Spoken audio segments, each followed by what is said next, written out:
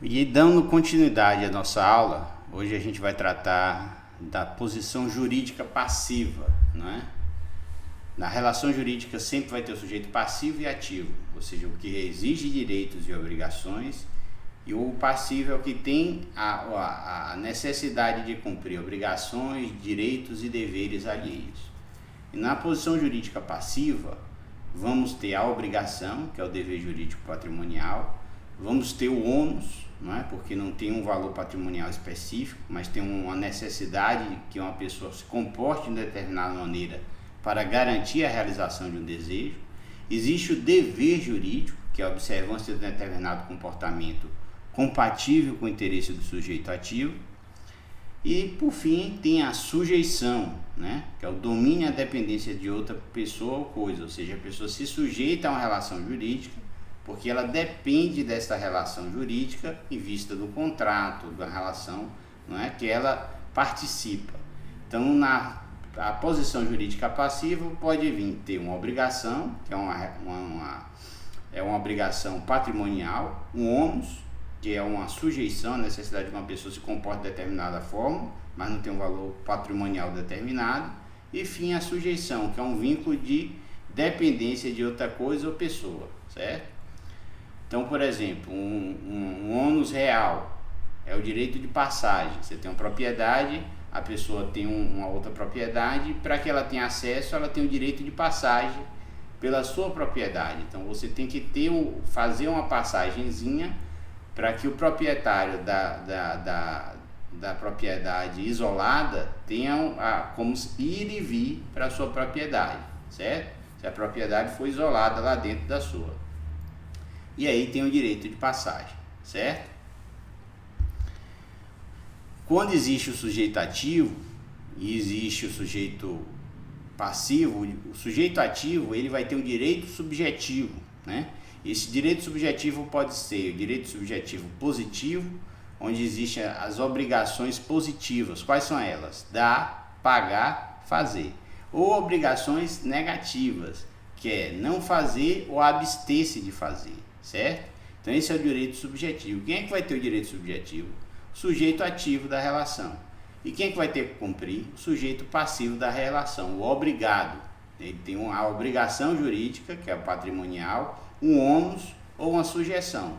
Se for uma obrigação, pode ser uma obrigação de dar, fazer, né? Ou pagar. E se for uma abstenção, ele tem a obrigação de não fazer ou suportar, que aí é uma relação de sujeição, não é? Esse é a relação jurídica do sujeito passivo para o ativo. E existe também na figura da posição ativa o direito potestativo, onde a pessoa exerce seu direito sem consultar a parte que vai ser atingida por ele, por exemplo, no divórcio. Então, no divórcio, a pessoa pode se divorciar, é um direito dela, entrar com divórcio direto, independente da vontade do outro cônjuge. Antigamente, os dois tinham que entrar em consenso, não é? Só podia divorciar se os dois entrassem em acordo. Hoje, o direito moderno, em vista da liberdade individual, permite que a pessoa sozinho entre com um processo de divórcio e a outra só tem que se submeter à vontade. O que vai ser discutido num processo é o patrimônio, a guarda, se tiver filhos, pensão alimentícia e outras questões. Mas o processo vai dar a entrada e vai ter uma decisão judicial, certo? O juiz não pode negar o divórcio. Por fim, existe o poder jurídico, né? Que é quando você tem poder sobre alguma pessoa. Então, geralmente é o poder familiar, pater familias, né?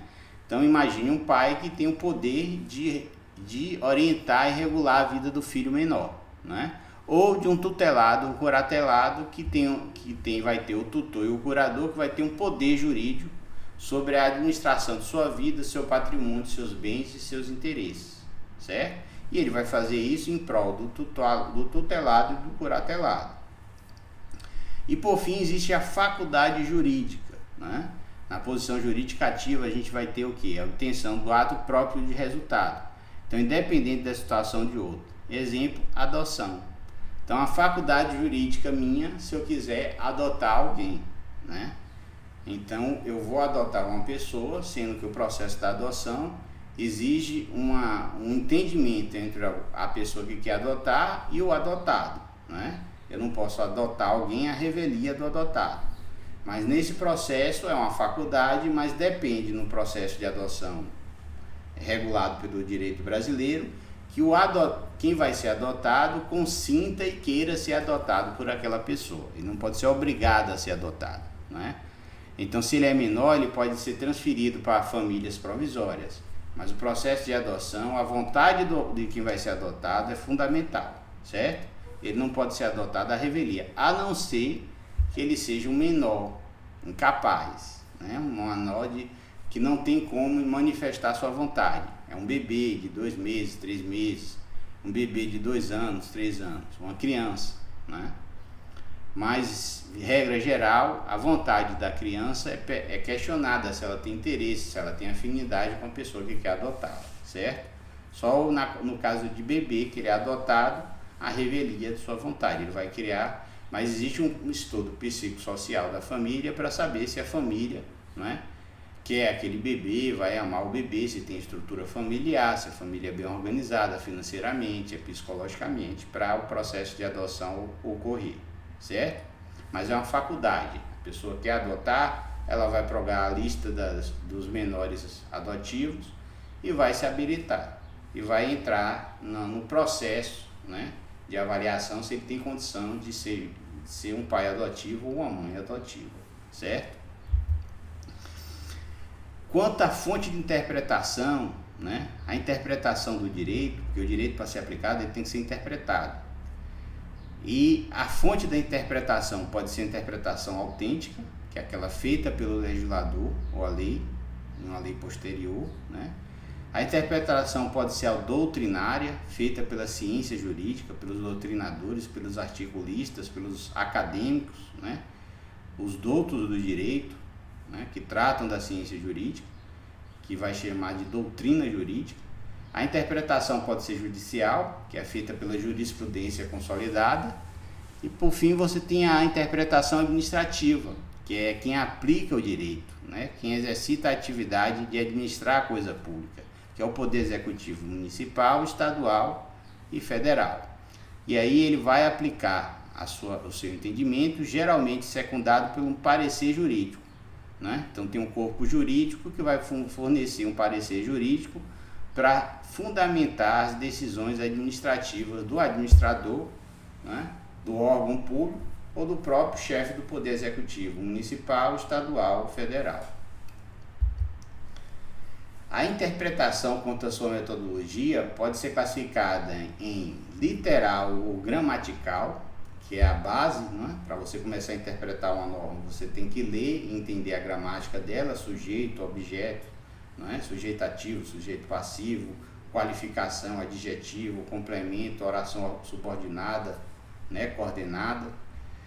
E é a base da interpretação, a interpretação literal ou gramatical, que é o que? É a exegese literal, que toma como ponto de partida o significado e o alcance de cada palavra da norma jurídica. É calcado na letra e é muito utilizada.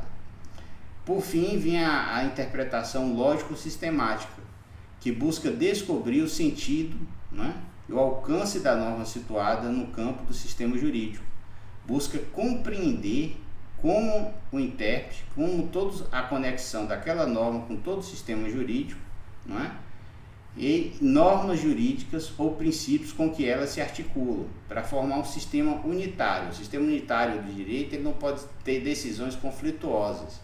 Então ele tem várias normas de vários campos e a interpretação deve ser a interpretação que dá efetividade àquela norma, sem negar a efetividade a todo o sistema, ou sem entrar em contradição com todo o sistema e todos os princípios gerais do direito, em especial com a Constituição Federal, que está no ápice da pirâmide kelsiana, certo? Então, quando vai se interpretar a norma, começa-se pela Constituição, lei complementar, lei ordinária, lei delegada, medida provisória, né?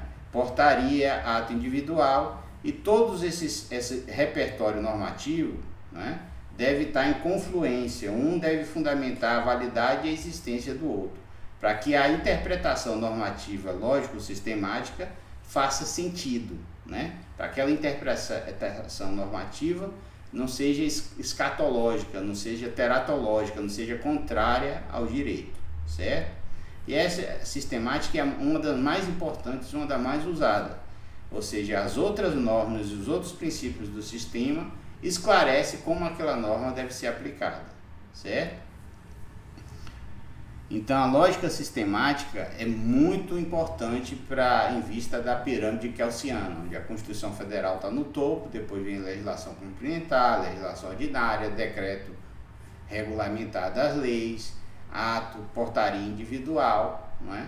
E tudo isso tem uma pirâmide de validade e fundamentação. Uma norma tira validade e fundamentação da norma superior até chegar à norma individual, não é? Específico, um ato de portaria, um alvará. Tudo isso tem que fazer sentido lógico sistemático, de cima para baixo, da pirâmide até a base da pirâmide, certo? E existe a interpretação histórica, né? Que ela vai indagar acerca das condições e meios onde aquela norma foi plasmada, para saber a condição histórica e entender por que aquela norma tem aqueles valores, o que é que se buscava com aquela norma. Era uma norma de incentivo, de regulação, de coibição de ato, incentivando um ato. Existem normas que buscam incentivar a atividade empresarial. Existem normas que buscam coibir atividades nocivas, entendido nocivas para a atividade. Por exemplo, o comércio de cigarro.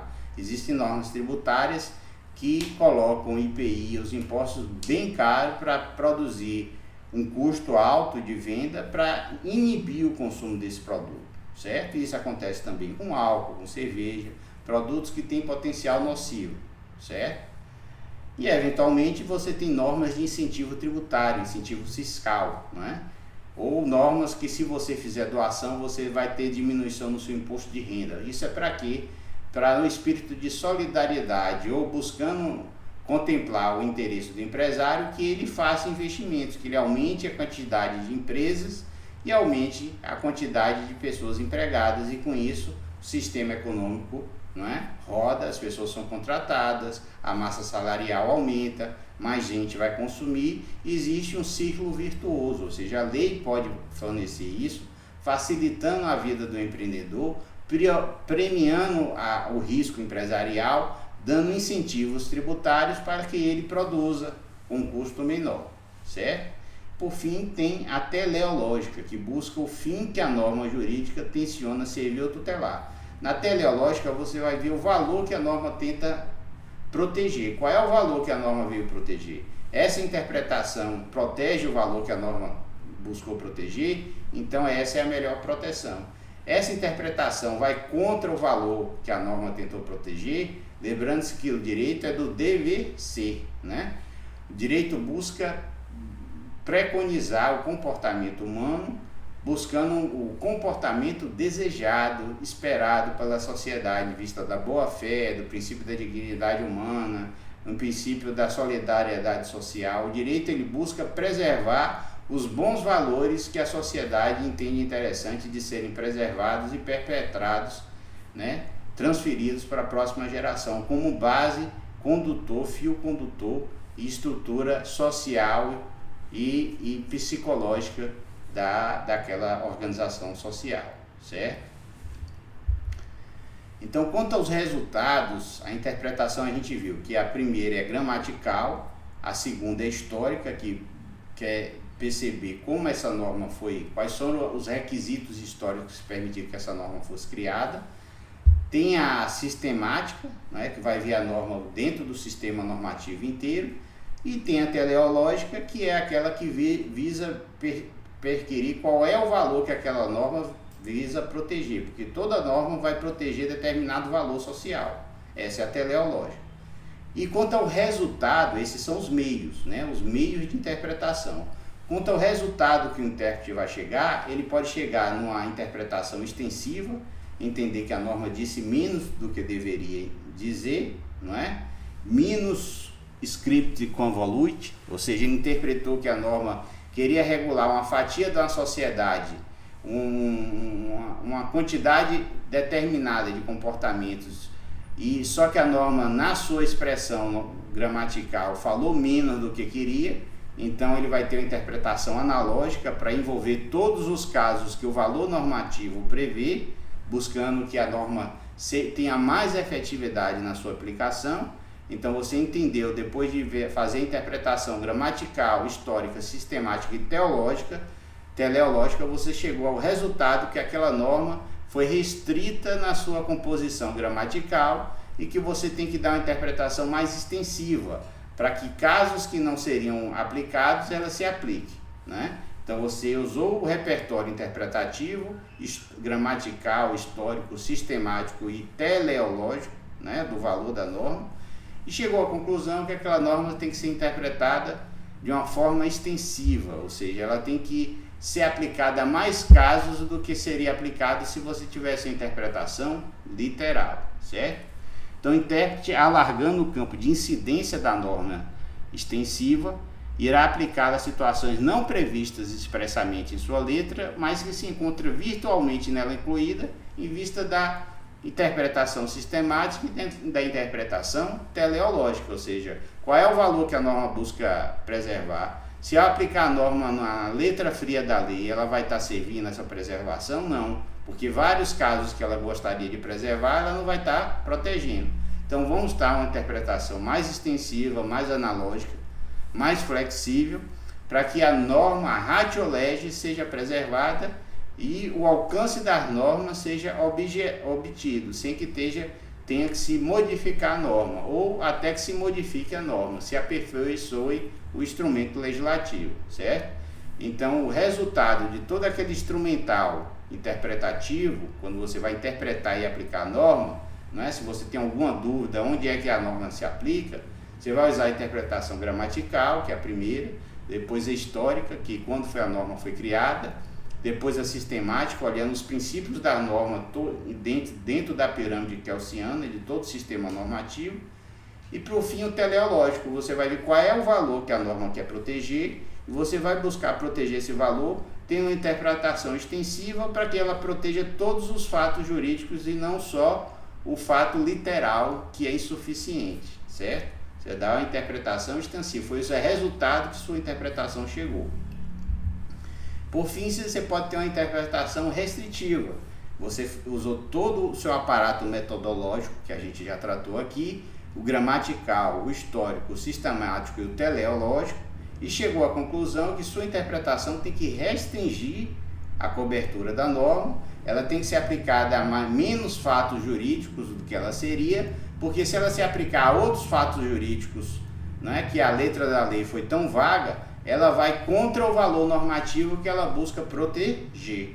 Então você vai dar uma interpretação restritiva da norma.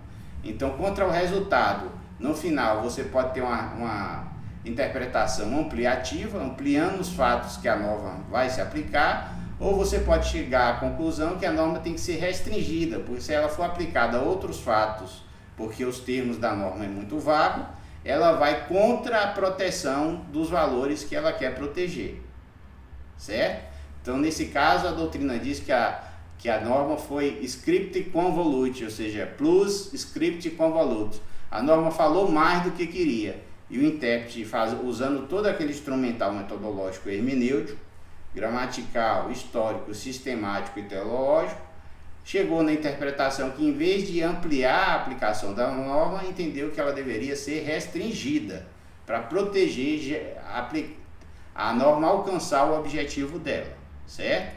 Então, o resultado da interpretação pode ser ampliativo, ampliando mais do que o texto literal da norma falou, para abarcar todos os casos que a norma veio proteger, ou restritivo, que é diminuir a aplicação da norma para a norma não ser aplicada de forma injusta em casos que a norma não queria abarcar, mas em vista da interpretação literal acabaria abarcando. Então a jurisprudência e a doutrina vai dar uma interpretação restritiva àquela norma, usando todo aquele aparato hermenêutico que a gente já analisou, certo? Interpretação quanto aos resultados também pode ser declarativa ou especificadora. O que é isso? É que você usou todo o aparato metodológico da interpretação, gramatical, histórico, sistemático e teleológico, e chegou à conclusão que a norma limita ou declara ou esclarece o pensamento expresso na norma jurídica, sem estendê-la. Ou seja, você interpretou a norma e entendeu que ela é clara o suficiente, que ela se aplica determinado nos termos da sua literalidade. Você não precisa nem estender, nem diminuir o campo de incidência da norma. Então você chegou na interpretação declarativa da norma. Você chegou no entendimento que a norma é suficiente e é correta na sua operacionalização. E todos os fatos que ela se aplica é o que o legislador queria e que a norma se propôs, certo? Então é uma interpretação declarativa ou especificadora. Você declara que a norma, na sua interpretação, está bem redigida, bem qualificada e ela se aplica ao que o legislador buscou e que a norma foi plasmada. A ratio legis combina com a fato legis, ou a aplicação da lei ao fato, certo? Por fim, a separação